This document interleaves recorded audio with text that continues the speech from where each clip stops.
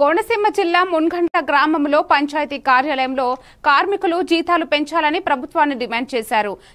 చాలని జీతంతో కుటుంబాన్ని పోషించడం కష్టంగా ఉందని వారు ఆవేదన వ్యక్తం చేశారు. అనంతరం పంచాయతీ సిబ్బంది కలెక్టర్ కార్యాలయంలో కలెక్టర్కు వినతి పత్రం అందజేశారు. ముంగన్ గ్రామ పంచాయతీ కార్యాలయం కాంట్రాక్ట్ సిబ్బందిగా పనిచేస్తున్నామండి. మేమంతా కూడా గత 30 సంవత్సరాలుగా పంచాయతీల్లో అనేకమైనటువంటి పోస్టుల్లో వివిధ రకాలుగా స్వీపర్ నుంచి గుమస్తా వరకు మొత్తం A to Z అన్ని పనులు పనిచేస్తామండి. ఒక గ్రామంలో ఒక ఎమ్మెల్యే గారు రావాలన్నా, ఎంపీ గారు రావాలన్నా, ఏదైనా కార్యక్రమాలు జరగాలన్నా వాళ్ళు వచ్చే సమయానికి అన్ని సిద్ధం చేసి అన్ని వేళల ఆఫీస్కి అందుబాటులో ఉంటూ పనిచేస్తున్నామండి.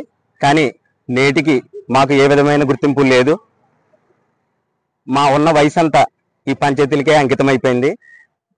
గ్రామ సర్పంచులు, ఎమ్మెల్యేలు, అలాగే ఎంపీలు, మన నాయకులంతా కూడా మా శ్రమను గుర్తించి మేము పిల్ల పాపలతో అందరిలాగా ఆనందంగా జీవించడానికి మాకు ఉద్యోగాల భద్రత కల్పించి క్రమబద్ధీకరించి మంచి జీవితాన్ని ప్రసాదిస్తారని కూటమి నాయకులైనటువంటి సీఎం చంద్రబాబు నాయుడు గారిని, అలాగే ఉప ముఖ్యమంత్రి వర్యులు పవన్ కళ్యాణ్ గారిని, అలాగే మా స్థానిక ఎమ్మెల్యే గారు అయినటువంటి గిడ్డి సత్యనారాయణ గారిని సవినయంగా అడిగి వేడుకొనిచున్నామండి.